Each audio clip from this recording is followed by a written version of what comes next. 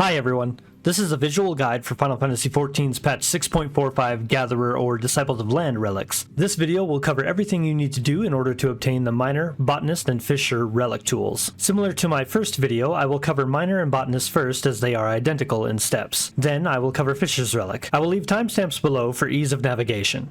I'm Creely. Let's get started. The first thing you need to do is head over to the Crystalline Mine in the Crystarium where Grenalt and Cora Zoe are. Speak with Grenalt, who has a new quest for us to complete called The Joy of Zoe. This quest is available upon completing the first two steps for any one Disciples of Land or Hand relics. If you have not completed any yet, there is a link in the description to my first video that will walk you through the Gatherer's first two relic steps. This quest is a formality wrapped in lore for the tools, so I will spare the spoiling. The actual first quest in the new relic upgrades is called A Tool of Her Own. As before, this quest is the same for all Disciples of Hand and Land. The required items and how you obtain them are the only difference. This first quest requires us to obtain 210 custom Miner's components and 210 custom Ice crystals for Miner, custom Botanist components, and custom Wind crystals for Botanist. If you are on the same step for both Miner and Botanist, you can collect the required items for both before you complete the quest for either one. The only requirement to gather the items is the relic tool itself. To obtain the components, we will need to gather Connoisseur's Soiled Femur for Miner, or Connoisseur's Miracle Apple for Botanist. These items are collectibles that we can trade to Quinana for the custom components. A collectability of 570 to 999 will get you one custom component. A collectability of 1000 will get you 3 custom components. At 1000 collectability, you will need 70 Connoisseur's items to reach the 210 required. Anything less than 1000 collectability, and you will need 210 items. This time around, maybe I missed it in the first set of quests, we are able to use Aetherial reduction on the Connoisseur's items to obtain the components. The custom crystals are simply gathered. To find these items, open up your gathering log, switch from level to special, select the side quests drop-down menu, and select Splendorous Tools. This will have the items and locations. The Connoisseur's items and crystals are located in the same nodes. Select the item you are after, and on the right side, click the location to bring up the map. This displays where the nodes are. Simply click the nearest Aetherite. On to the strategy. I did a test with a full set of unmelded 620 script gear, and it's completely doable. I was doing a check to see at what point the items are no longer 100% gather rate, and it looks like 3300 is the gathering cap to have 100%. I figured I didn't need to do any more tests, as the script gear alone is enough to get this step done. The script gear and the HQ crafted indicators sets have the same stats unmelded. If you would like to see my full pentameld set I use, there will be a link in the description. Remember, you must use the relic tool to gather the items. So the collectible rotation is the same as before, but we'll go over it again. Scrutiny, Meticulous Prospector or Woodsman, Scrutiny, Meticulous, Scour, Solid Reason or Ageless Words, if proc, Wise to the World, and then collect it all. If you get some procs along the rotation, you can end with another Meticulous for a chance to save a gathering attempt. You need 700 GP to perform this rotation. Also, with the new stats and foods, you can potentially have enough GP for a second Solid Reason or Ageless Words. This is the rotation to guarantee you get some 1000 collectability items for turn-ins. Now, as for the crystals, because they are hidden, they are priority. If you don't have 210 crystals and you open a node with crystals, just gather those up. I did not use any abilities to gather more, I simply gathered them. Whether or not you use GP to gather the crystals is up to you, but I saved my GP for the collectible rotation. If you are out of GP and your cordial's on cooldown, you can use Meticulous on the collectible and see if you get lucky. I have gotten some 1000 collectibles this way in the past. You can also go node to node looking for crystals while you wait for GP. I mentioned before that this time around we were able to use Aetherial reduction to obtain the components. I wanted to test this out and compare it to handing the items in. I've collected half of what I would need for the turn-ins to see how many I can get through Aetherial reduction. It's 35 items. I also gathered some at a collectability that is lower than 1000 to see what we get from those. As a reminder, 1000 collectability nets us 3 components from turn-ins. Any less is only 1. Alright, let's just go for it and see. We'll do all the 1000s first, and then I'll do these 700 ones after.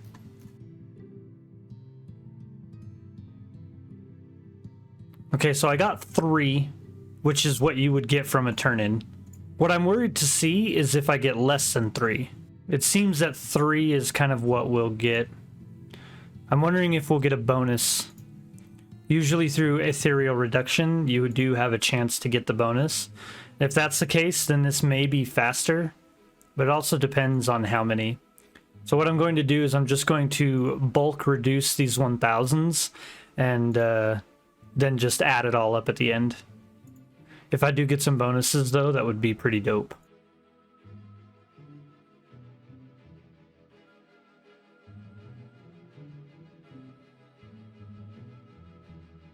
Okay, I was moving a little too fast there, but about the third from the last one, I did get a bonus of an extra 3, which is, you know, just an extra turn-in, essentially. So, that being said, it would be better to just use Aetherial Reduction. But now I want to see what these yield. If we get 1 for each, that makes sense, but I want to see if it's more. So we'll just start with the highest. We'll do 900 first. I got 1 800, 1 700, 1, and then 600.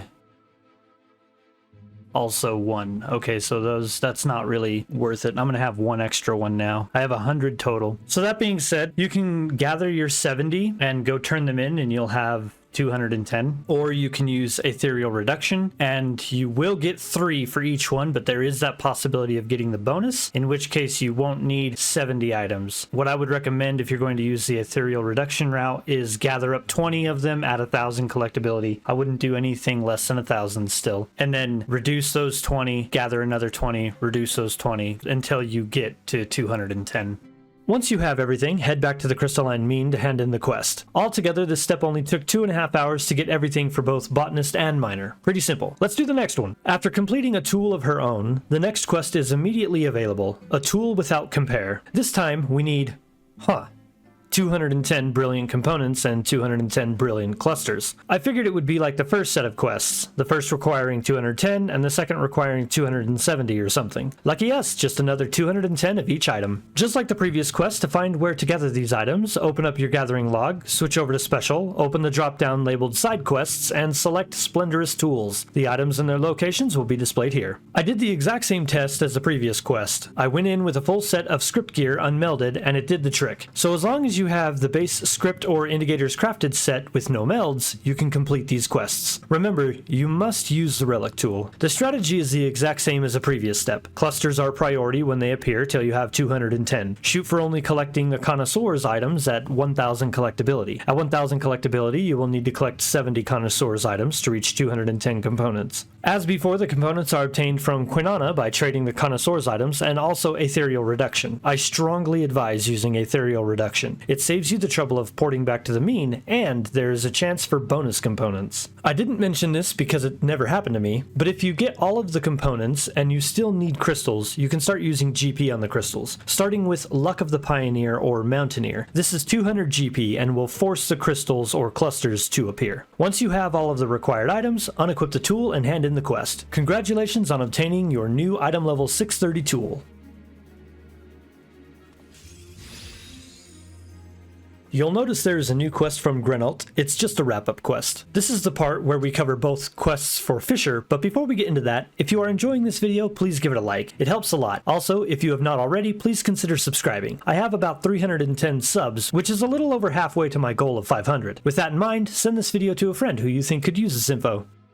Now let's cover Fisher's Relic. The quests are named the same and offered by the same NPC, Cora Zoe. The requirements differ a bit. You need to fish up 2 different fish for each quest. Both fish are collectibles that you can either turn into Kwinana or reduce via Aetherial Reduction. Also with Fisher, not only is the Relic required to catch these fish, but a special bait called Select Bait Ball is required. This bait can be purchased from Kwinana in the White Gatherer's Script Exchange under the Others tab. Same as the first 2 quests, I recommend buying about 300. I had 49 left over from before, so 300 seems reasonable. You may need more. The first quest, A Tool of Her Own, requires us to obtain 80 of each, customized fishing rod components and customized fishing reel components. Starting with the rod components, these are exchanged or reduced from gold Dustfish. At a collectability of 82 to 192, we get 1. A collectability of 193 plus gets us 2. Since we either get 1 or 2, it is worth it to keep any and all fish for either turn-ins or Aetherial Reduction. The location of this fish is in the description of this fish. It reads, much as it may try to stay hidden beneath the billows of sand which cover the Nabath Severance's depths, the gold sheen blah blah blah blah blah. If we remember correctly, Nabath is located in Amarang. We just need to locate the Severance as it states. Use the Aetherite, the inn at Journey's Head. If we look at the map, we can see there is a spot named the Nabath Severance. This is where we will cast our line. The gold Dustfish is a single exclamation mark hook with a timer of less than 7 seconds. I would use Patience 2 and a cast macro with a 7-second timer, and at the 7-second chime, I would reel in and cast again. There is a Shadow Crab and Desert Dustfish that may hook right on the 7-second mark. If that happens, just surface slap it. I also did the 620 unmelded script gear test for this fish. With Patience 2, I was able to land a couple of 193 plus with ease. 195 and 194 to be exact. Now for the real components.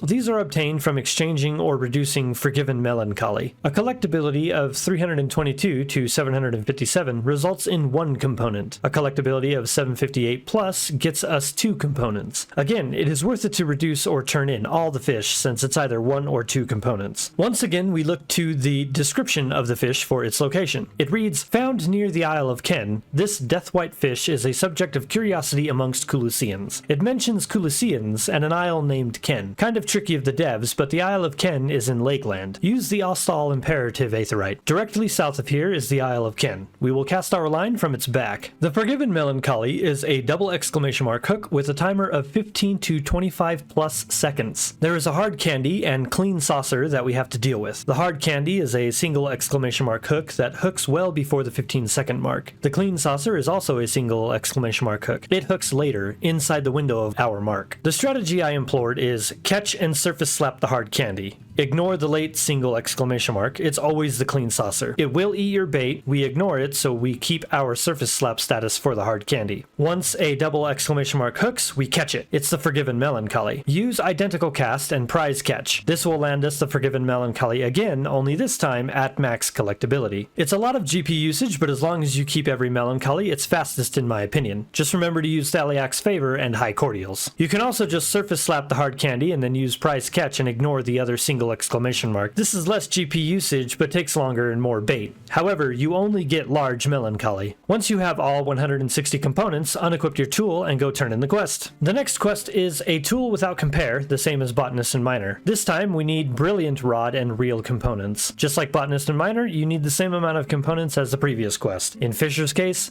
80 of each. Starting with the rod components, these are obtained from the oil slick fish. A collectability of 94 to 219 gets you 1 component. 220 plus gets you 2 and a possible bonus of 4. The location of the oil slick can be found in its description. It reads, despite its less than appetizing name, this native of White Oil Falls is known for its delightfully sweet flavor. So, White Oil Falls. I'm willing to bet that is in Culusia. Use the Still Tide Aetherite. White Oil Falls is north of Still Tide and west of Comra. Fun fact, you can fish anywhere on the waterfall as long as you fish facing down the waterfall. Top, bottom, a ledge right in the center, it all works. The oil slick is a single exclamation mark hook. It has a hook timer of 7 seconds. Everything I said about the gold dustfish applies to the oil slick. Use Patience 2 and a 7-second timer macro. At the chime, reel in and cast again. You may catch a skull eater right on the 7-second mark. Just surface slap it if that happens. Or save the GP and just cast again. I did the unmelded script gear test for the oil slick and my second hook got away. I feel like it was a fluke though. I say that because while I was finishing up in my pentameld set, another one got away. I don't know what that was about, but those are the only 2 that quote got away. Maybe it was a different fish altogether, I don't know. Moving on to the final component of the video, the Brilliant Reel component. This is obtained from Gonzalo's Grace. At a collectability of 47 to 109, we will get 1 component. At 110 plus, we will get 2. The description of the Gonzalo's Grace holds the location of this fish, or so I thought. It reads, the legacy of Gonzalo the Honest, renowned for his wisdom and good humor, survives in this vibrant sea slug. That doesn't tell me much, but based on the name Gonzalo alone, I'm going to guess Ilmeg, and I was wrong. So I went with it's a sea slug and went looking for the ocean. I went to the Tempest, but I only had 1 fishing hole discovered, so I ended up looking it up on the lodestone. Turns out it is located in a shallow water area in the Tempest at X6Y13. Fishing hole by the name of West Caliban Gap.